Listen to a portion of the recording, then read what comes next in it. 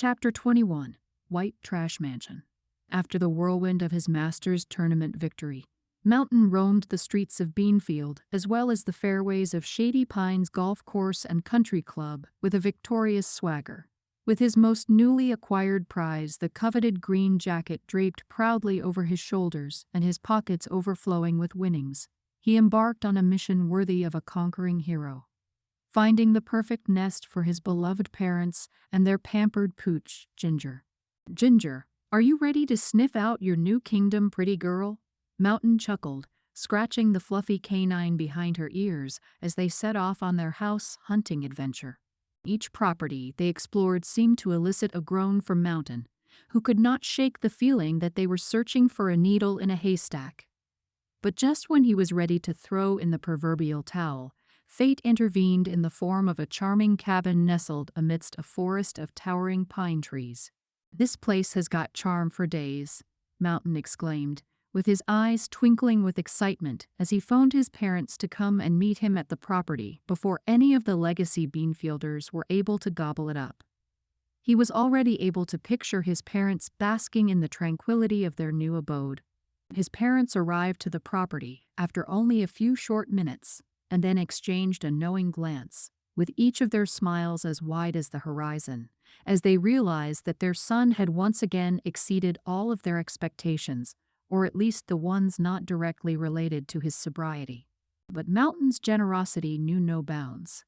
He next bought his sister a new building for her medical practice in his chosen design, strongly influenced by the Icelandic churches that he passed by but did not enter on his recent visit to the land of fire and ice. And he was disappointed, but not surprised, when his sister still would not let him pick and choose his prescriptions carte blanche. Determined to provide a sanctuary for his loyal friend Johnny, he then set his sights on finding a property where they could both hang their hats. And so began the epic quest for the perfect plot of land, a quest filled with many twists and turns, laughter and beers, and more than a few questionable decisions along the way. "Johnny, my good man, we are going to find you a pad fit for a king. It will be even fancier than a double wide in the sky," Mountain declared, slapping his friend on the back as they scoured the countryside for the ideal spot for building two houses on opposite ends of the same large, wooded and secluded property. Their search ultimately led them to a picturesque plot of land near Shady Pines, where the air was sweet with the scent of pine trees and the promise of new beginnings hung in the gentle breeze. As the team of builders that Mountain hired broke ground on their respective dwellings, Mountain could not help but to marvel at the ever-so-blurry bond that had brought him and Johnny together, a bond forged in the fires of a shared history and tempered by the trials of life.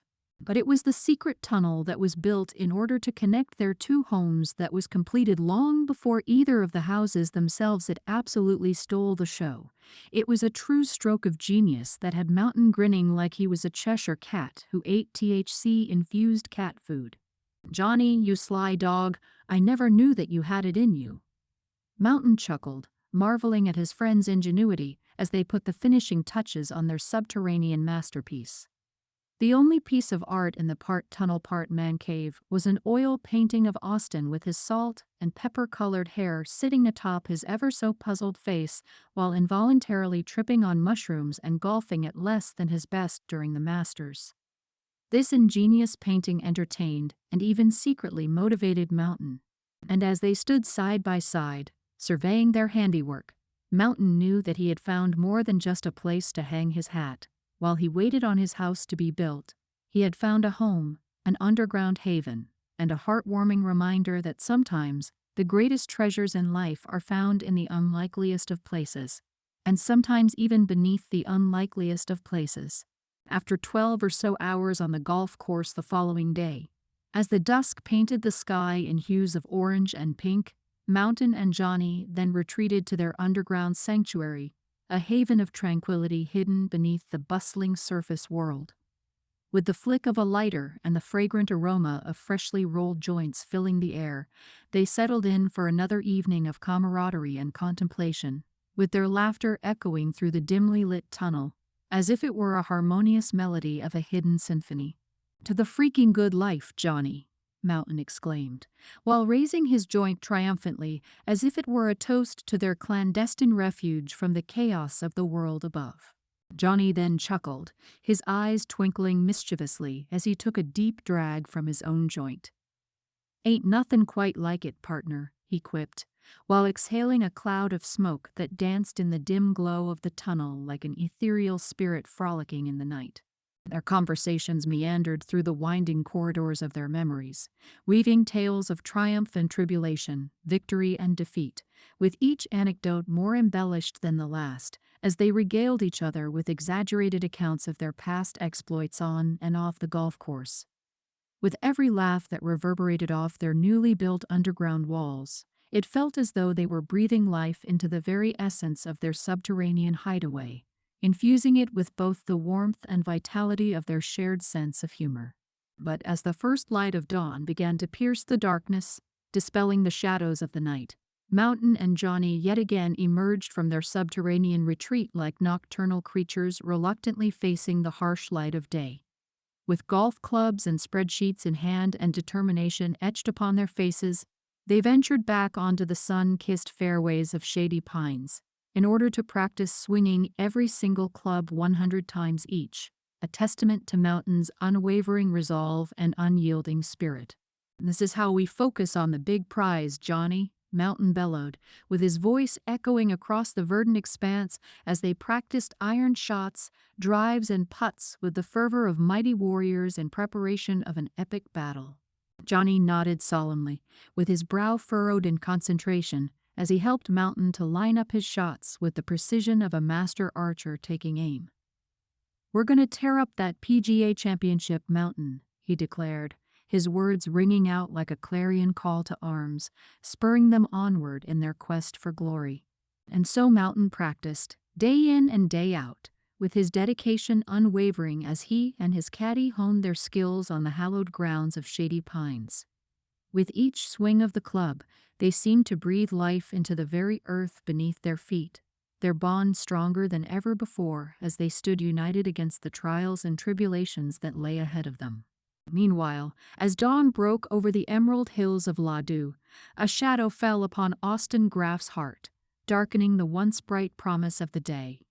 Like a lone pilgrim embarking on a journey of penance, he tread the hallowed ground of the golf course, with his every step echoing with the weight of the world's expectations as well as the specter of his own doubts. In the quiet sanctity of his thoughts, Austin pondered the path that lay before him, a path marked by the fiery zeal of his faith that he had inherited from his father, and the relentless pursuit of redemption.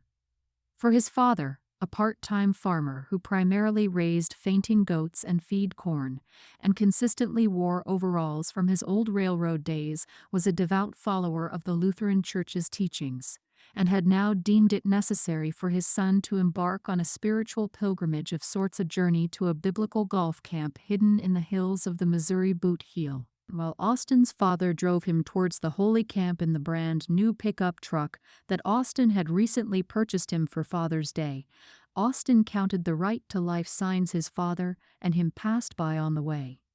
He counted exactly 34 of them. The isolated camp, with its imposing walls and its solemn halls, loomed large before him like a fortress of righteousness, its spires reaching skyward as if to pierce the very heavens themselves. Within its sacred confines no liquor was allowed, and Austin instead found himself ensnared in a web of fire and brimstone, with his days now filled with prayers and prophecies, and his nights haunted by visions of a divine retribution. Each swing of the club became a liturgy unto itself, a solemn prayer offered up to the gods of the fairway in a desperate bid for absolution. Yet, amidst the fervent hymns of his fellow golfers and the stern gaze of their instructors, Austin felt only the chill of uncertainty creeping into his soul.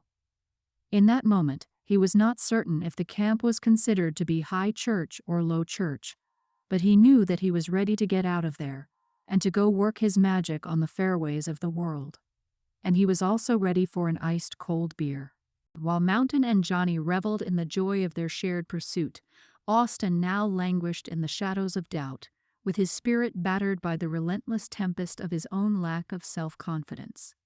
He yearned for the warmth of mountains camaraderie, and for the simple pleasures of laughter and fellowship, yet found himself adrift in a sea of isolation and the judgment of holy rollers. And so he trained, with his every waking movement a very testament to the turmoil raging within his heart.